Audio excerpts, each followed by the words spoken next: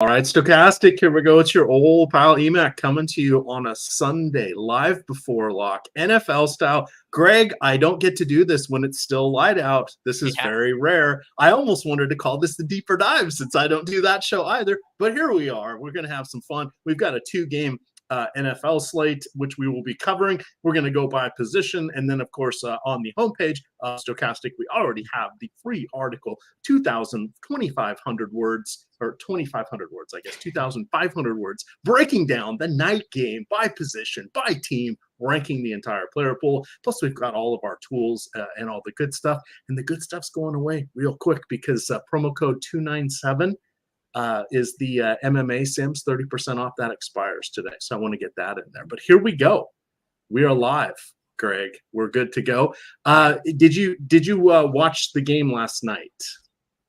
So I was watching the UFC fights, which I had a lot more interest in for me personally. Like I was aware of what was happening in the football games, and I was watching on multiple screens. My primary focus was UFC, but I did, at least in some part, catch pieces of all the basketball games last night, as well as parts of both of the football games, other than what was happening while you and I were on a show last night.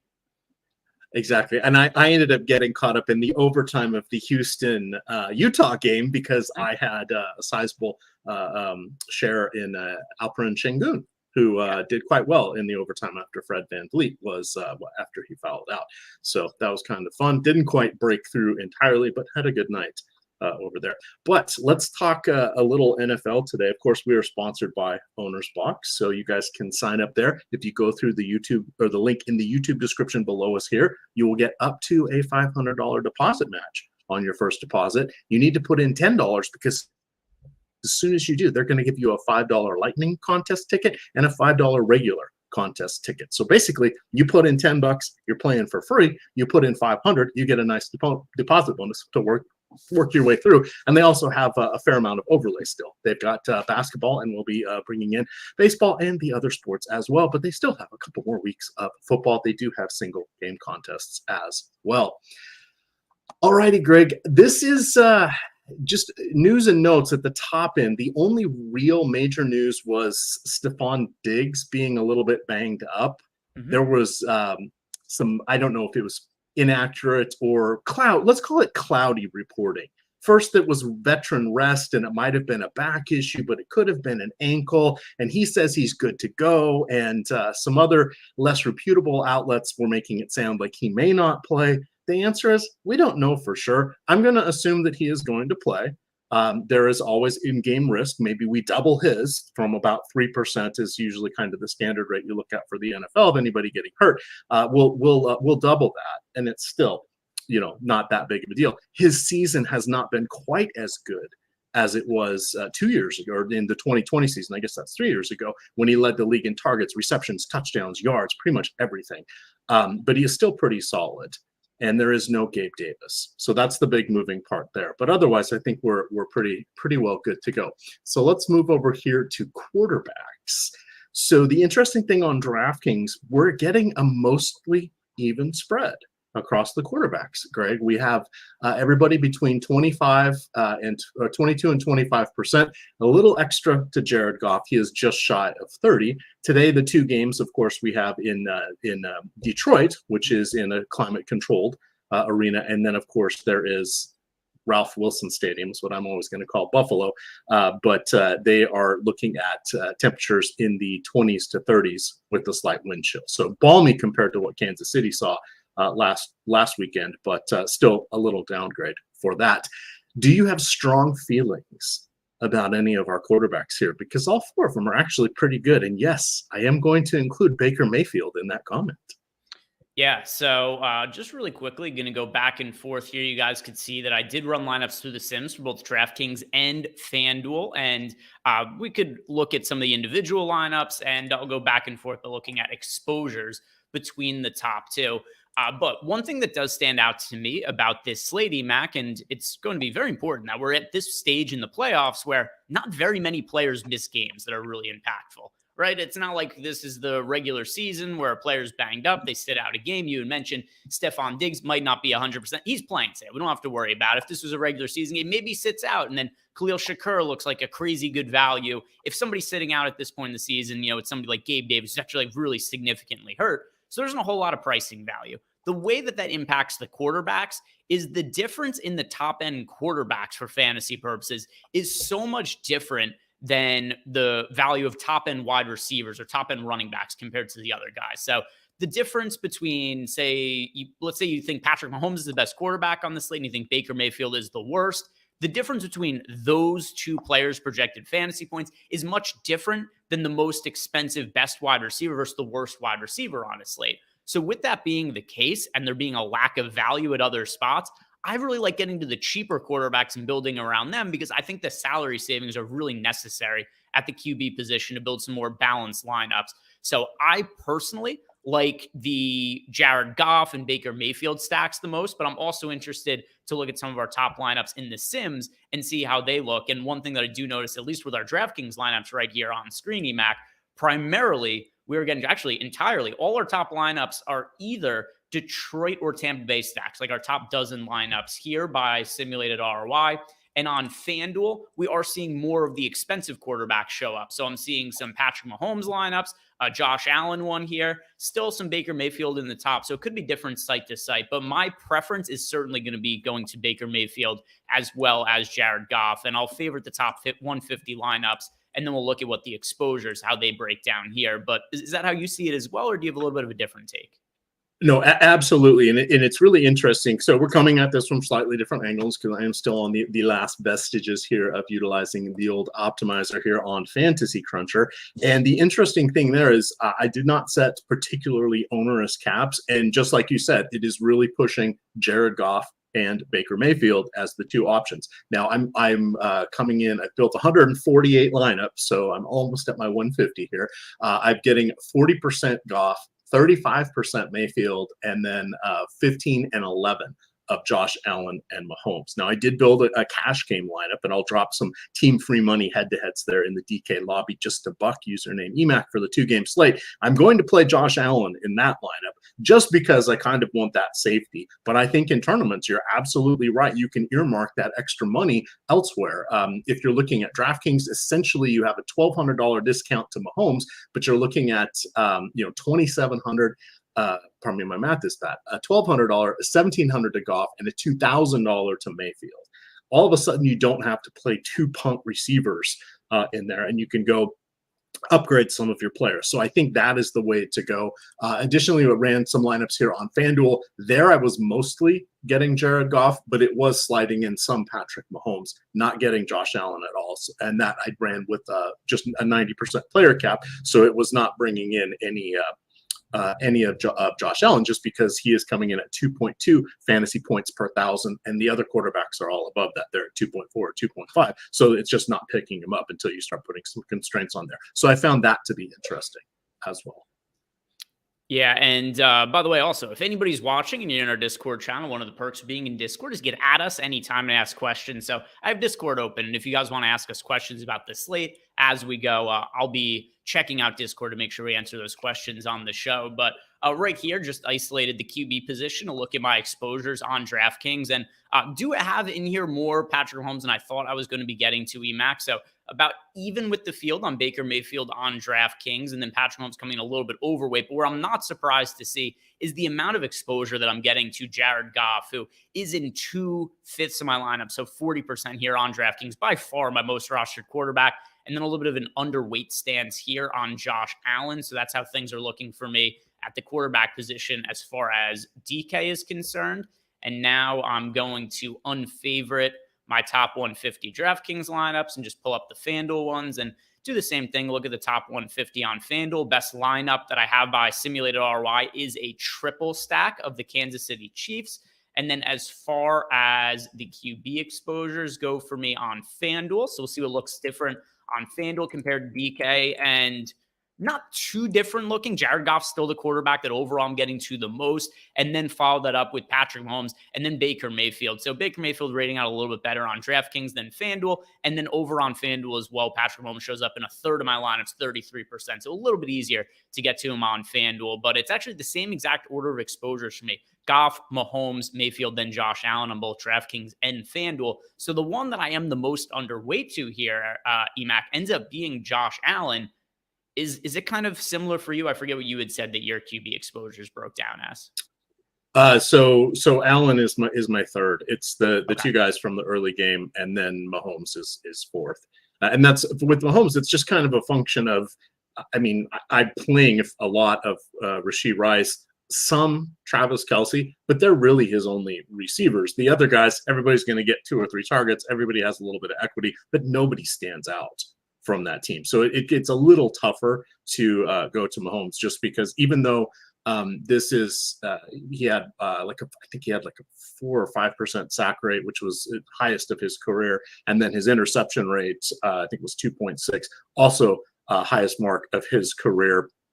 But they're still not bad, but it's just not been a season like we're expecting from the reigning Super Bowl champion, as well as two-time Super Bowl champion, Super Bowl MVP, and league MVP.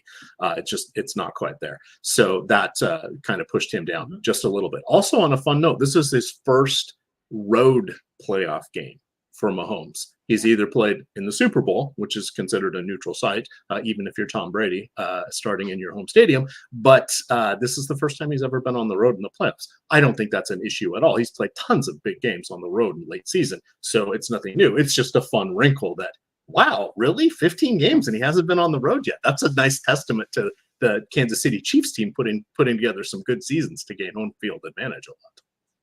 Yeah, and by the way, one other thing to add about Josh Allen, what's really tricky about making Josh Allen stacks, it actually doesn't have anything to do with Josh Allen himself, because if you look at our projections, we have Josh Allen projected as the top quarterback on the slate. We have him projected for 21 fantasy points. There's actually nobody even all that close to him relative to the other guys, right? So we've got Patrick Mahomes, Jared Goff, they're each 2 fantasy points behind him. So EMac, here's why, to me, the Sims are not prioritizing getting to Josh Allen and the Bills as much as other teams. The reason for it is because if Josh Allen has a big game, it's really hard to know how that impacts his teammates, right? Because Josh Allen could either have a big passing game, he could have a big running game, it could be him who runs in the touchdowns. So just because Josh Allen has a big game, it doesn't mean his teammates did. However, if Jared Goff has a big game, we could say with a very high degree of certainty that Amon-Ra St. Brown, Jameson Williams, maybe Josh Reynolds, like a couple of those guys are probably going to have big games, because that's the way that Jared Goff's path to fantasy success comes. He's not going to rush for 50 yards and 2 touchdowns. So with that in mind, it is easier to find a path to success and win a tournament with a Lions stack than with a Bills stack, because like I said, from correlation purposes, if Jared Goff has a big game, we could pretty accurately deduce which other players on the Lions are going to have big games. It's much harder to do that with Josh Allen. So if you're playing Josh Allen, you need to get a lot of other things right. Whereas with Jared Goff having a big game, it's a little bit easier to build a good lineup. And that's what the Sims are recognizing in here with all the different Bill stacks that I've made. That's why I get lower exposure to Josh Allen. It actually isn't because we don't project Josh Allen well, not the case at all. It's because of how many different sorts of iterations there are of what Josh Allen's success looks like. Yeah, and it's interesting because you may hear some people say that Josh Allen plays differently in the playoffs, which is a little bit odd, that he runs more. He actually doesn't. In his 9 playoff games, he's averaging barely 8 carries per game and about 45 or 50 yards. That's less than what he did this season, and this was his lowest rushing output and efficiency than he's had in the last 3 years. He was only around 500 or so yards this season, whereas the last 2 years he was over 700. Now, he did rush for 15 touchdowns. He only has 3 rushing touchdowns, though, in those 9 playoff games. I wouldn't let that playoff history dictate what I'm going to be doing tonight, because that is just fallacy. But if you hear somebody saying Josh Allen plays differently in the playoffs, it's not quite true. He does play differently in overtime in that his teams lose. I also have, I don't know. I haven't looked at the number. It's also irrelevant because the sample size is going to be completely small, irrelevant. But it's also each individual slate is different. And just because we have certain quarterbacks like Jared Goff on the slate where, we've we've got a situation here where, like I said, just we know what his path to success looks like. So that's why. It's not because Josh Allen individually looks like a poor play. If I was playing cash games today, which I'm not playing cash games on a 2-game NFL slate, I probably would be inclined to play Josh Allen at quarterback. It's just different for tournament situations. All right. There we go. Anything else you would like to mention from the quarterbacks there? We got some super chats that we could start getting to. Ooh. We got super chats, EMac. We've got questions in Discord. So if you want to check out those super chats, and then I'm going to pull up questions from Discord. Perfect. Let's see. And up here, because I can read them off. I already have them up. So I'll just do it. We've got so this is not really a question, but Matt Riley just says Chiefs, and then it is a very big amount of exclamation marks that I can't count. Not because I don't know how to count to 12 or whatever, but because my eyesight is kind of shitty and there's a lot of them on screen, so it's hard to make them out. So we got that from Matt Riley. Thank you, Matt. And also, if anybody else wants to support the channel, the easiest way to do is just to simply like the video and subscribe to the YouTube channel. And then we've got Shamar Glaspie has left us a super chat, and he wants to know which defense to play today, EMac. So he says Bills, Chiefs, Lions, or Bucks. Which defense do we like? So one thing that I'm going to add about this is I really don't care about defenses. It's generally whatever shows up is what I like getting to. And here, if I look at my defense exposures on FanDuel, and then I'll do it for DraftKings after this, very split, very, very split. I have 34% Chiefs, 32% Bills, 30% Buccaneers, 4% Lions. So my answer is going to be anything but the Lions. Whatever fits into your lineups that isn't the Lions, I think makes sense on FanDuel. No real lean across the other ones.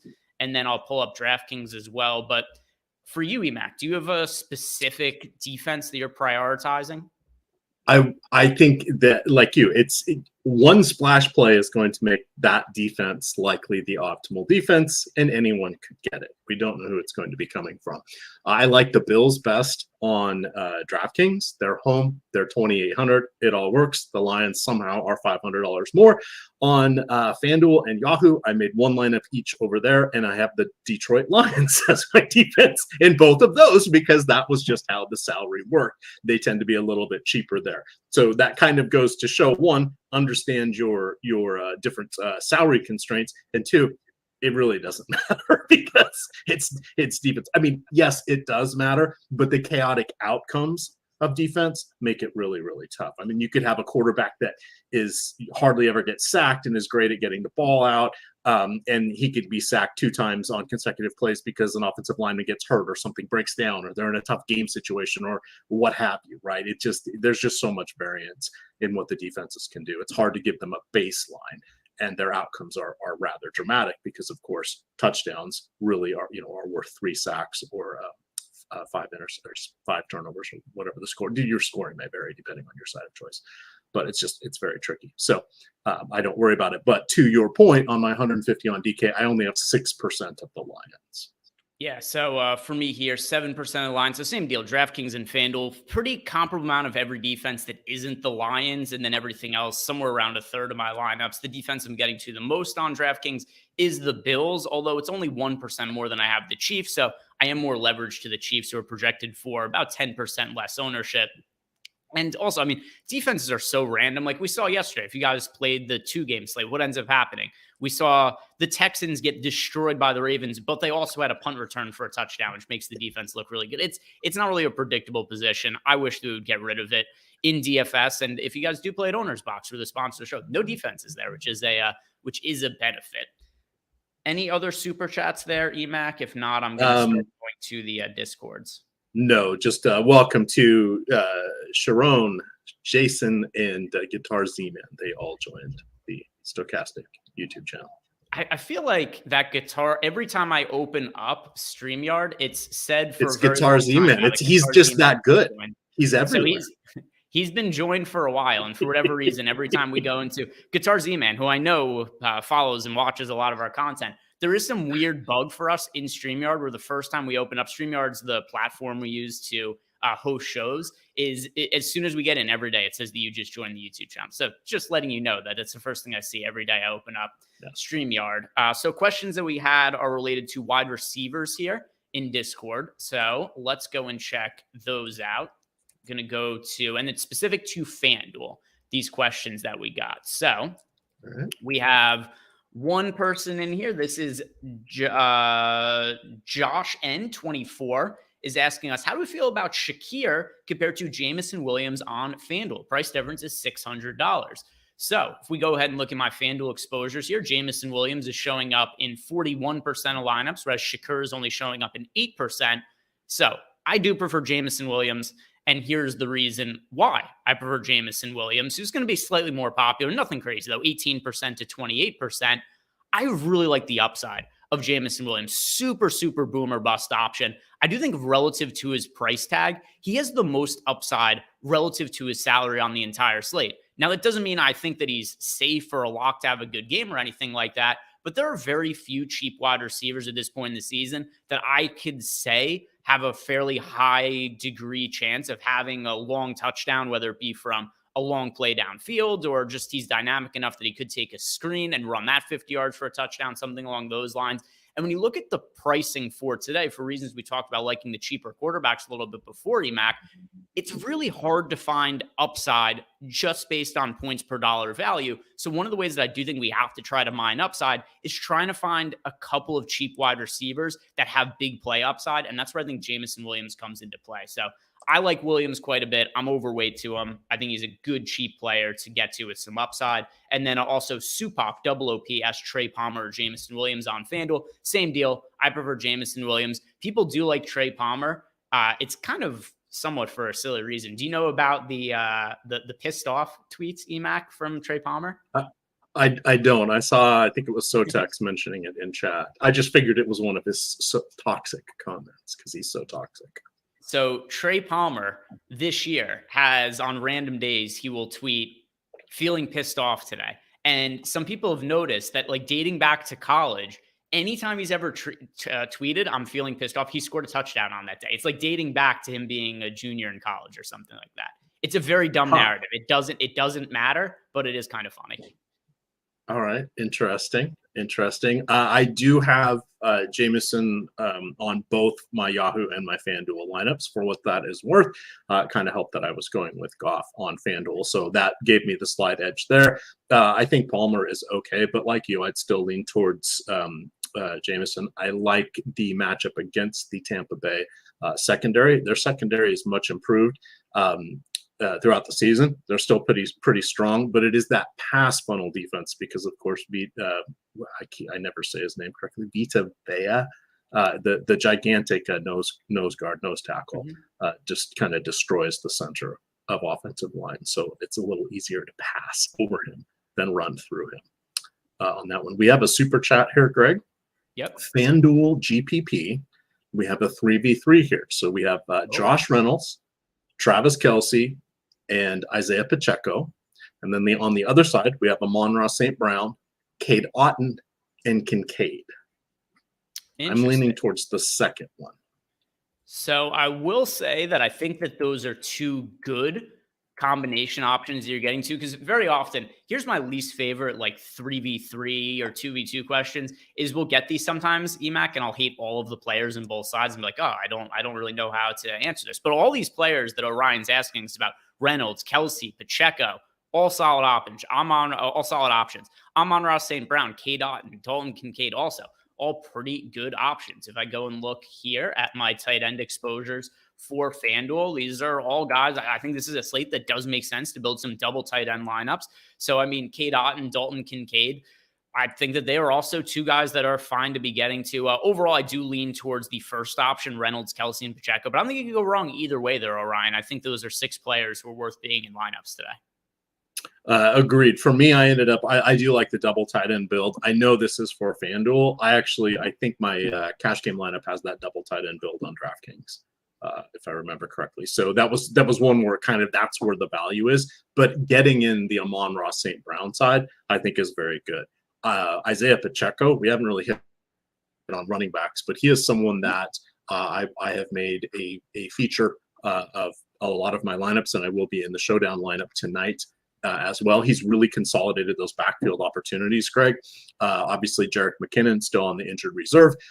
In the last 3 meaningful games, Michael Pirine only played 7 total snaps. Otherwise, it's been Pacheco and Clyde Edwards-Helaire. Edwards-Helaire probably good for 6 to 8 touches. I think he's okay. He is going to be spelling Pacheco from time to time, but they will be low leverage carries. There's always a chance that Edwards-Helaire could score from 25 yards out or whatever.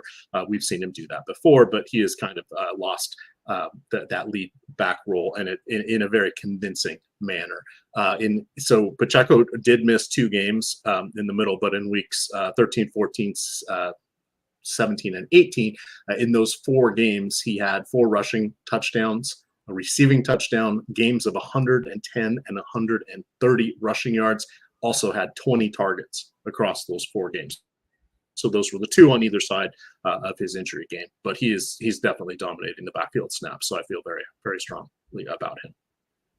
Yeah, and we could go ahead and start looking at all of the running backs here, and I'll go back over to DraftKings here, filter by the running backs that I am getting to. And as far as running back exposures are concerned, getting to the most of James Cook, and we'll get your analysis on James Cook here in a second, EMac. But considering that Josh Allen is somebody who I'm underweight to the field to at quarterback, well, we still want exposure to the Bills offense in some sense. And this is where I really think it makes sense from a game theory perspective in getting James Cook into our lineups. Because if I'm not going to be massively high on Josh Allen at the quarterback position, well, I kind of need 2 things to happen. Either I would need Josh Allen and the Bills to totally suck, or I just need them to score points in a different way. And that's where this could come into play. If James Cook happens to be the guy who just scores the touchdowns for the Bills, like maybe he punches in a couple of ones from the 1 or 2 yard line as opposed to Josh Allen either running or throwing it himself, well, I'm still exposed to the Bills offense, and I'm also getting a lot of leverage off of Josh Allen. Now, of course, James Cook is going to be popular. It's a 2-game slate. Anybody who's a running back that's playing a significant amount of snaps is going to be popular, right? We've got James Cook projected for 50% ownership, Pacheco at 50%, Rashad White at 46%, Jahmyr Gibbs at 36%, David Montgomery at 24.4%. So amongst those guys, I like James Cook the most. Not only does he project the best from us, as you guys can see on screen here, 15.99 fantasy points, but he's also getting me leverage off of Josh Allen, who I'm currently underweight to. So it makes my lineups make more sense from a game theory perspective. EMac, if you're rostering one running back today, do you go to James Cook like I do, or is there somebody else that you're getting into your lineups? So it's kind of it's 1A and 1B, and I'm really over the field on both Pacheco for the reasons I just mentioned, and then James Cook is the other one. Now, the interesting thing that we see with Cook is he only plays around 60% of the snaps, but he does get the vast majority of the touches. He has, he had that dominant game against the Cowboys where he just absolutely rolled through them, but he's kind of been the workhorse back at the worst possible times, because if you're a DFS player and you're watching the game, whenever your player is not getting the ball, it is the worst possible time. But we are going to see Ty Johnson. We are going to see Latavius Murray. Latavius Murray just turned 34. He is the air quote trusted veteran. Ty Johnson is he's been on this is his 3rd or 4th organization. He's been in the league for 6 or 7 years. So he's kind of that journeyman guy as well. They're both capable rushers and receivers. You can't really designate a specific role for either one, but they're going to be lurking, as is Josh Allen, who had 15 or 16 rushing touchdowns this season, which is just absolutely nuts. But all that said, the key things about Cook: 7 rushing plays of 20 or more yards, 6 receiving plays of 20 or more yards. That's 13 big plays per the NFL definition. And I think that is something that kind of goes overlooked. We recognize that with the Alvin Kamaras of the world, etc. I don't think people are recognizing that with James Cook. Yeah, and most importantly, it's a 2-game slate. My lineups are very much built, not necessarily on, this guy is who I think is going to have the best game. Like, there aren't that many players, just to harp on something I said before, that are really projected to be that much better than anybody else from a points per dollar perspective. It's more so, how do these lineups make the most sense from a game theory perspective? How does that present me the best possible path to creating upside. And that's where I think it is with James Cook at running back. If you saw, we have a super chat from RaceFan22. RaceFan22 says, thoughts on Jahmyr Gibbs today? Surprisingly, let me go look at DraftKings. He is one of my least represented options here. I am coming in at 24%. That is my fourth back. I'm only playing 5 today, but he is 38% on the field. I'm not overly enthralled with him. I think he's a great player. He's dynamic, but he's also sharing time with David Montgomery, and that's the biggest issue. Same reason I'm not really getting to Montgomery. As Greg mentioned, nobody's really standing out on the projections, but it's hard for both of them to have great games, right? If there's 2 rushing touchdowns and they each get one, great.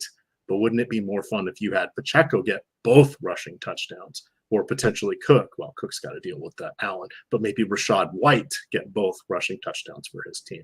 I think that's a bit of a risk here for Detroit, but we're really splitting hairs. Yeah, and that's how I view it as well. Is like Pacheco, we know he's going to get most of this, barring injury. Pacheco getting most of the snaps and carries out of the Chiefs backfield. Rachaad White getting most of the snaps and carries out of the Bucs backfield. Same goes for James Cook. Whereas Jahmyr Gibbs, David Montgomery, it's going to be split. So you need a couple of things to go right here. Is you need you need the Lions to actually have a good game on the ground. And then you also have to guess which running back it's going to be. You don't have quite as many obstacles to leap through with the other teams. And then on top of that as well, it's not like you're getting some massive ownership discount here. We've still got David Montgomery around 30% owned, Jahmyr Gibbs close to 40% owned. I would feel differently if these guys were, like 10 and 15% or something like that, and there was really low ownership, but that's just not the case. So between the two of them, I do prefer Jahmyr Gibbs. However, if you guys are looking on screen here in my FanDuel lineups, I am underweight to the field on him. And then I will also here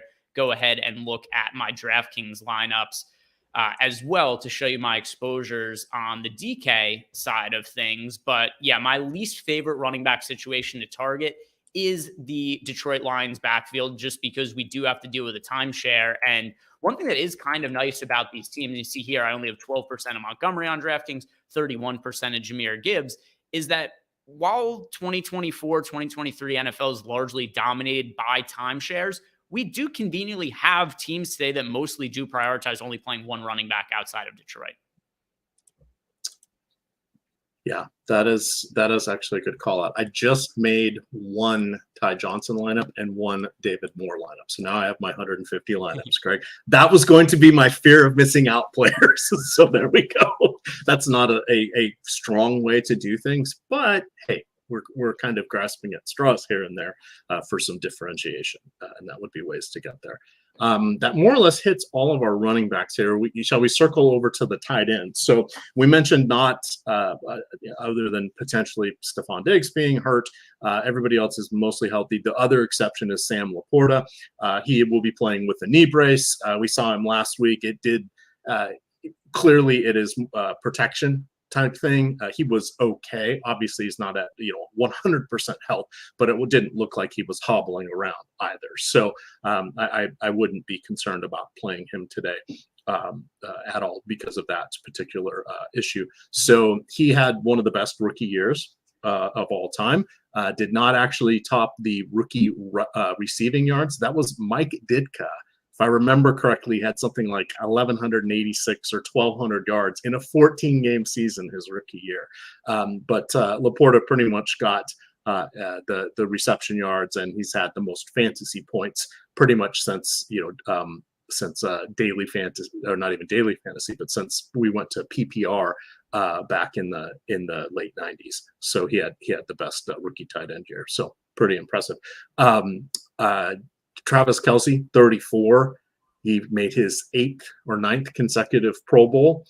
He had 986 yards, Greg. He missed 1,000 yards for the 8th consecutive season by 14 yards. But remember, he didn't play in the opener. And then he sat out in week 18 just because there was no need to risk injury. Otherwise, he would have gotten it. He is still good. He is just not the dominating great force that he has been for the last 4 or 5 years. We saw him take a little bit of a step back last year, and it seems a little bit another step this year. But no surprise, he's 34 years old. That's a pretty demanding role there in the NFL. Those are the two main guys. I'm actually playing a fair amount of Cade Otton. I don't think we're going to see the massive targets that we saw last weekend, but I think he's good for 5 or 6. I like the salary. He fit in very well there on my Yahoo and my FanDuel lineups. And I also like Dalton Kincaid in this one. He has shown that he is capable of being a good touchdown scorer and a trusted receiver. That was something that did not really happen in his first few games, but clearly he has worked his way into the rotation there. It helps him that Gabe Davis is out as well, because that is one less person to compete with for targets. And then Dawson Knox, three targets in the meaningful Week 18 game, just 2 last week. He caught 4 of them. I think it was 30 total yards, but he has a touchdown in each game. I don't think that sort of luck is going to continue, but we do know that Josh Allen does throw to tight ends a fair amount in the red zone. This year, he's just happened to run way more in himself. And by the way, we got a question from a friend of yours, Melissa, in the Discord chat. Melissa is asking us, she's playing 20 lineups and has 0 with Josh Allen, but is 65% James Cook. She wants to know, is that a bold move or is it idiotic? I like it. So if I was playing my top 20 lineups, I think one of them, if I'm not mistaken, would be a Josh Allen lineup, just based around where my exposures are. But I don't have any issue with that. If you're playing 20 lineups and you're going to be really heavy on James Cook, underweight on Josh Allen, it still does make sense. Where I would be concerned is if you had just no exposure to the Bills at all on a 2-game slate, but considering you are exposed to them through James Cook, I think it's a reasonable way to build your lineups, Melissa. I would concur. Absolutely. And Melissa, there's still one of those Team EMac free money head-to-head lineups out there. You or someone else better grab that DK Lobby for the 2-gamer. I'll drop some in for the night slate too, just because we won't be on air. And I know I like to see Seth and Melissa and Sotex and others grab the games. And then I keep those windows open, Greg. And even though it's just for $1, I'm sweating those all night because it's more fun to see if you outperformed your imaginary online friends. They're imaginary until we meet in person. So. Yeah, and as far as my tight end exposures go, one thing that does stand out a lot to me is I'm getting to a lot of lineups that have 2 tight ends in them. It's roughly about half of my lineups are double tight end lineups today. So that's why if you guys look at my exposures here, it is, about 150% exposure to tight ends because about half my lineups are double tight end stacks. The reason that I think this is such a good slate for 2 tight ends is because of the lack of value at other positions. So running backs, there's no cheap running backs we could reasonably get to today. Wide receiver, there are some cheap wide receivers we could consider. Jameson Williams makes it into a bunch of my lineups, for instance. Josh Reynolds makes it into my lineups.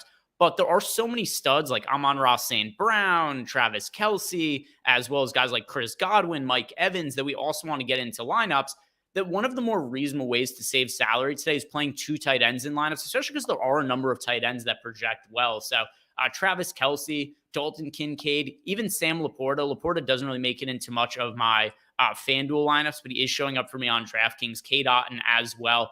I do think this is a really good tight end slate, and I don't have any issues with playing multiple tight ends. In fact, that actually is my preferred builds for today, is to play lineups that have 2 tight ends to save extra salary, as opposed to maybe forcing like a running back into the flex spot.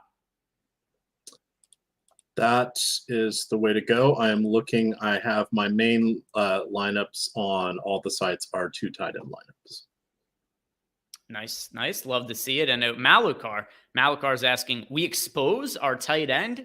Yeah, that was, I mean, listen, I've been Greg's been working out a lot. I've been around. I've been around. I've done back in the day, Mac. I did 1 modeling gig. It almost went extremely poor. I almost got kidnapped on it, but yeah, I've been there, done that. So wait, have you told Eric that story? No, I think I've told it on a show here. You need to, because Eric actually apparently was a model in South Dakota. So I've heard. I mean, that's not that. If you're like a 3 out of 10, then it's like, oh my God, put this dude on billboards if you live in South Dakota. For me, I was living in New York City at the time. I was doing stand-up comedy, and I would look for gigs on Craigslist. So like I would just find weird entertainment related gigs that I could do on Craigslist. And I would actually get comedy shows like that. Like, hey, do a birthday party. We'll pay you $75 or whatever it may be. And that was how I ended up getting paid a couple $100 for what ended up being a very sketchy gig where just some guy took pictures of me in his basement. And I'm fairly sure he almost kidnapped and killed me, but I made it out alive. Did he have you shower before did he have you change clothes or anything like that? No, but I had to send him pictures before. There was a lot of red flags I should have picked up on, but to me, it was like I was in my early 20s. I'm living in New York. I don't have money. It was like a couple $100 cash. I was like, hey, fuck yeah. And I didn't realize that he was expecting something that maybe I wasn't going to be bringing to the table. Okay. Well, a lot of times it's a little safer even under the bridges, Greg. I just gotta say, yeah, basements, not as many escape routes from basements. Yeah, exactly. So the reason that your background, where you used to do what you used to do under bridges for like $1 a guy or whatever it was, is different from my situation, is because at least you were in public where other people could see you. I was just in a basement in Queens. Oh, this is wow. Okay. Chat is saying where this explains a lot. Vinny Line says you were a young Dirk Diggler. Obi-Wan calls out stranger danger. Yeah.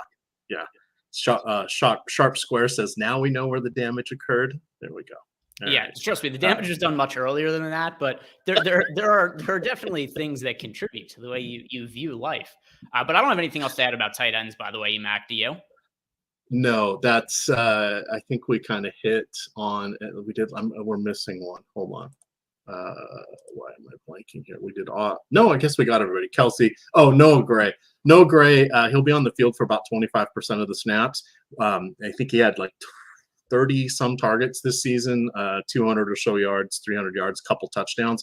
He really is only live for 1 or 2 targets. He is more in play on the Showdown slate. And I just dropped 10 team free money EMac head-to-heads in the DK Showdown lobby for the night game. So enjoy.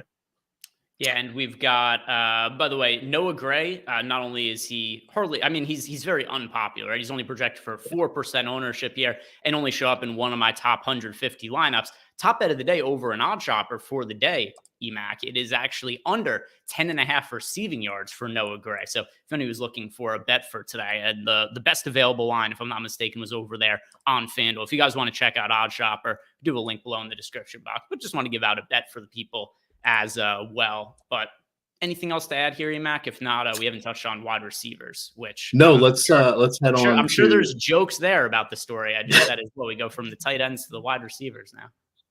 Phrasing, Greg. Phrasing.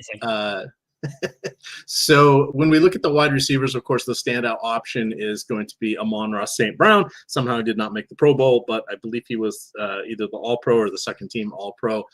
He does stand out, but he is also carrying a pretty hefty salary as well. I tried to get him in my main lineups just because I think he has a great opportunity to have a good fantasy score, especially in PPR. He works all 3 levels of the field very, very well. And he is someone that obviously has a very good rapport with this quarterback. After that, it kind of becomes a coin flip. I did see we had a question, saying if you could choose and salary wasn't really a thing, would you go with Mike Evans or Chris Godwin? And my answer to that is going to be Mike Evans, but I think they're pretty close. I can't remember if it was Yahoo or if it was FanDuel, but I couldn't quite get to Evans, so I settled for Godwin in my main lineup there. So perfectly fine with that. Yeah. So he said if salary doesn't matter, I mean, yeah. I don't know what scenario the salary doesn't matter, but my lineups do get to more of Chris Godwin, but Mike Evans is the player projected for more fantasy points.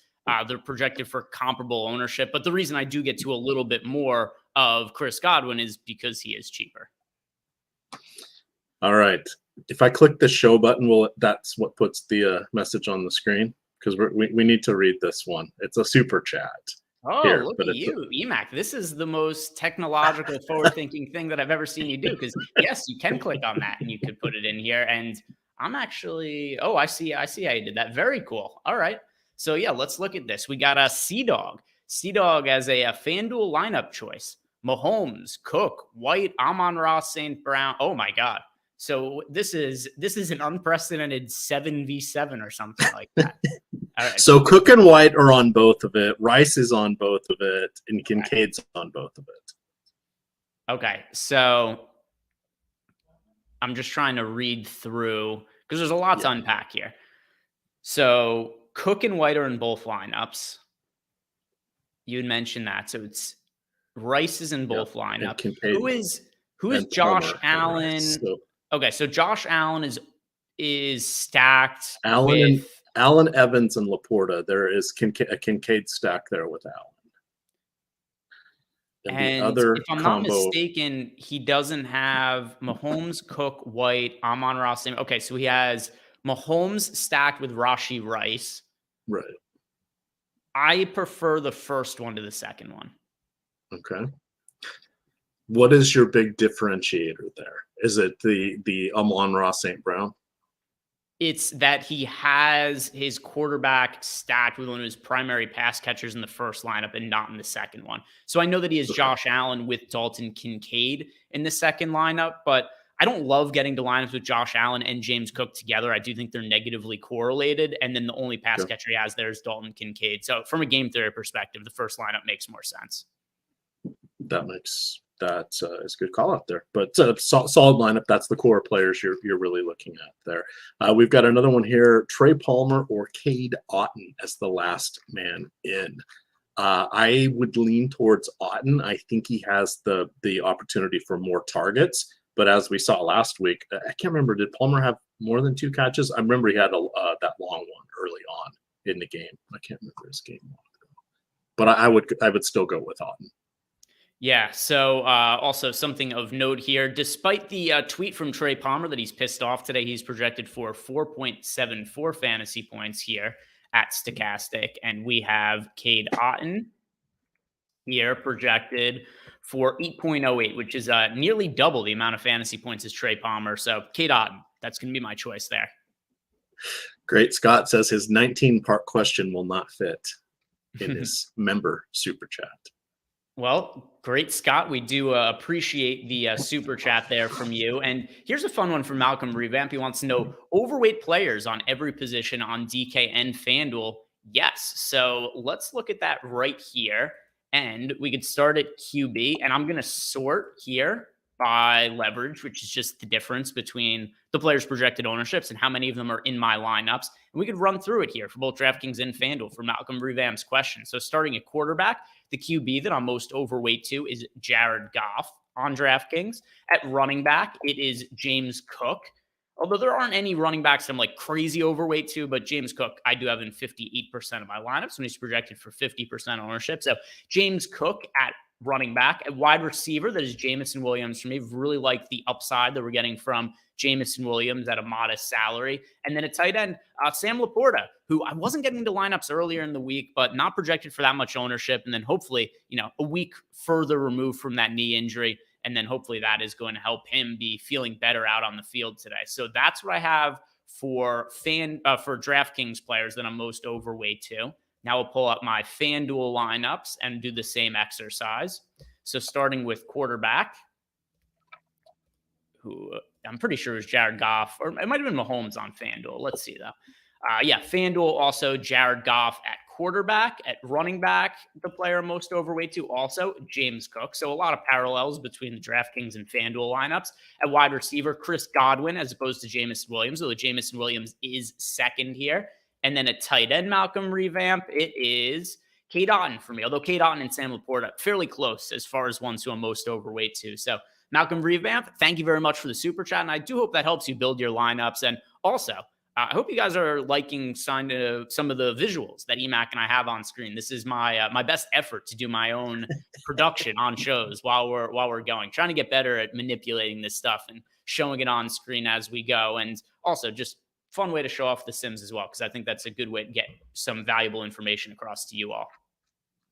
All right. I see you asking, have I been betting NBA lately? I write up every day in the DFS building blocks article. I do a wager of the day. I try to work that into one of the pick'em sites. I'm here in Florida. When I'm in Virginia, I do bet all of the recommendations I put out there. But so sort of, I guess, is the answer. I do try to. Today it was under 11.5 rebounds for Yusuf Nurkic. Yesterday it was under 7.5 rebounds for Scotty Barnes. The unders is where the value is. Lofty has a great video. I'll go link that in chat, but Lofty put together a great video talking about that. And I think it's something important everybody should have. It's over there on OddsShopper, but let me grab that real quick, Greg. We have some questions in Discord while you're finding that. And then, yeah, also, I've had a lot of success using OddsShopper betting. I just posted some of my betting results on Twitter. I'm pretty open posting all my betting results of all my bets. I post my pick and all my bet tracking all the time, but on a really good run as of late. So I posted that for people to see on Twitter.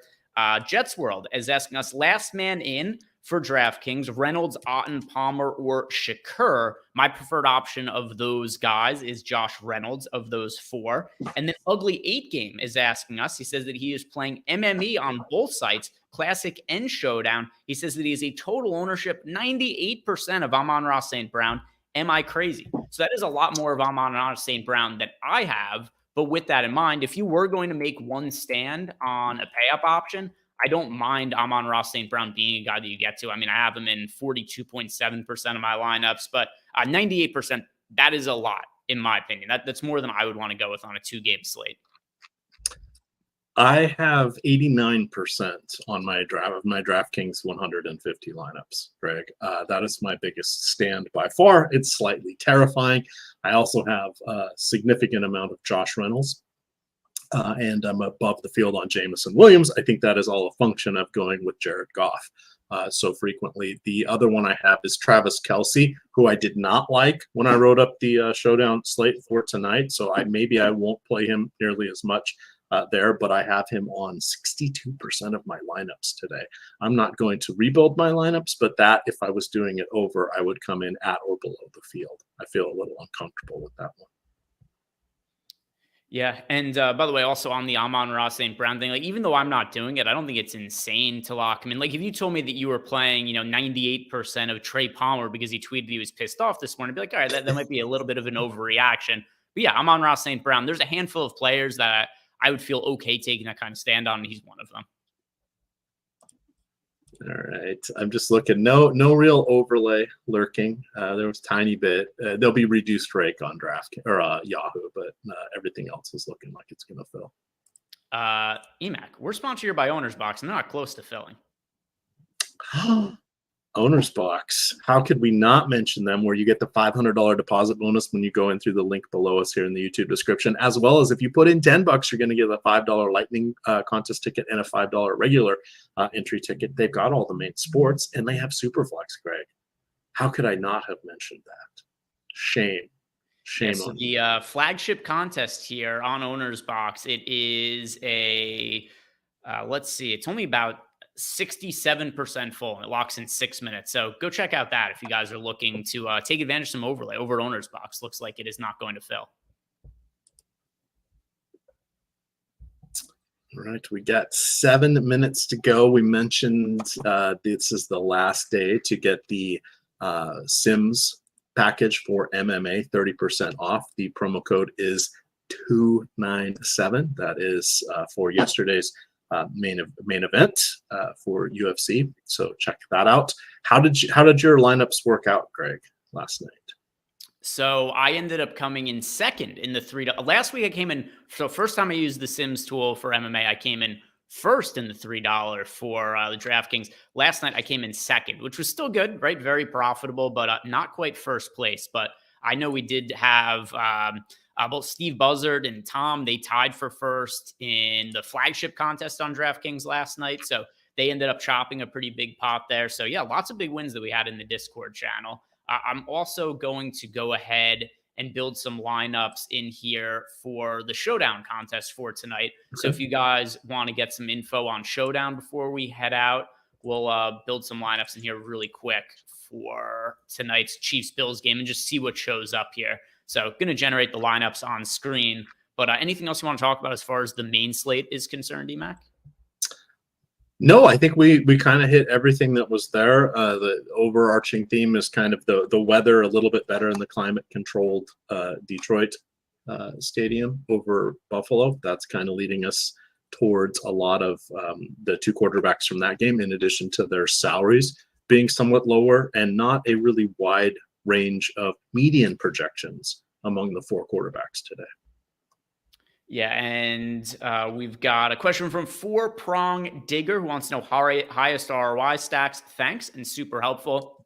Detroit Lions, and we talked about this a little bit at the top of the show, and the reason the Detroit Lions are projected as the highest ROI stack for the slate, it's just a lot of the correlation there, where if Jared Goff has a big game, we could confidently say it's going to be because of him throwing the football, and the targets are going to be concentrated on a handful of pass catchers. So I like into the Lions the most for today. And right here now, I just ran a sim, if you guys saw on screen, just built out 10,000 lineups for the Chiefs-Bills game, and then clicked the run contest simulations, then simulated them 40,000 times. And these were some of the results we got to. Keep in mind that the game does not lock for another 3.5 hours. So if something changed on the injury report, they could alter how some of these players project and whatnot. But at least for now, I think it's an interesting first look at Showdown for tonight. And my top overall projected lineup in here by Sim ROI, there are two that had a little bit of a higher Sim ROI than any other lineup. Number one in here, it is Josh Allen at the captain spot. Chiefs defense is in it as well with Dalton Kincaid, Mecole Hardman, Patrick Mahomes, Rashee Rice. We did a Showdown slate together, EMac. What was it? 2 weeks ago or something like that. And I had the Dolphins defense, if you remember, in a lineup that also had Josh Allen. And people were up in arms about it, being like, hey, you got Josh Allen. How could you be playing defense against him? And we talked about how turnover prone Josh Allen is. Fumbles the ball a lot, throws a ton of interceptions. And what ends up happening on that slate, the Bills offense was solid. Josh Allen had a good fantasy game, but so did the Dolphins defense, because Josh Allen threw a handful of interceptions in that game, threw a couple of them, got sacked. So we did see a pretty good game out of the Dolphins defense. So it is certainly viable to play the Chiefs defense against Josh Allen. Allen could have a big game while also getting sacked a couple times, throwing a couple interceptions. So don't be afraid to play the Chiefs defense in lineups with Josh Allen. As for my individual player exposures, we'll start by looking at the captain. And if I sort by captain, the captains I'm getting to the most of here: Rashee Rice, Travis Kelce, James Cook, Josh Allen, all in north of 10% of my lineups. As far as the projected ownership, Josh Allen, Rashee Rice, Travis Kelce, Stephon Diggs, James Cook, all projected for north of 10% ownership. And then if I go ahead and look at the flex spot, my flex exposures, a lot of Patrick Mahomes, a lot of Josh Allen. Chiefs defense looking like a really strong contrarian play, only 17% projected ownership, and they are showing up in 40% of my lineups, which is going to make it a pretty interesting way to differentiate some lineups. So looks like I will be rooting for tonight Josh Allen to maybe have a decent game for the purposes of Showdown, while also maybe turning the ball over a couple times. Fair enough, Greg. We are 90 seconds away from lock. There we go. And let's see. I don't think we had any other questions that came in. Yeah, we've answered everything. And as for the one person in chat who asked why I pulled up Showdown, because I thought people might want to see it, and we'd already gone over everything for the main slate. Just showed some lineups here. Thought it might be of use to you guys. And don't forget also, if you just want to sign up for a lineup generator package, it's less than $15, and it's going to build lineups for you for the main slates as well as the Showdown contest. So most affordable package we have at stochastic.com. There's a link for it below, and it also grants you access to our Discord channel, so you guys can ask us questions either on shows or throughout the day with anything revolving around, like late swap or strategy, whatever it may be. But EMac, this hour went fast. I think we've covered it all. It did. Hit that like button on the way out. 1,400 people in there. Let's get us up to a couple hundred likes so I can walk out of here and tell Mama Mac that we had a successful show. And I won't be racing to eat dinner to do a show tonight, because this is it for today. We have the free article covering the Showdown slate tonight. That is on the homepage. And of course, as Greg mentioned, we have all the tools. So hop on in, get here for the fun. Still have a couple more good slates of NFL leading to the Super Bowl. It's going to be fun, Greg. It's going to be fun. Absolutely. Have a great weekend, by the way, guys. And if you haven't done yet, like the video, subscribe to the YouTube channel, and we'll be seeing you back here tomorrow. So peace out.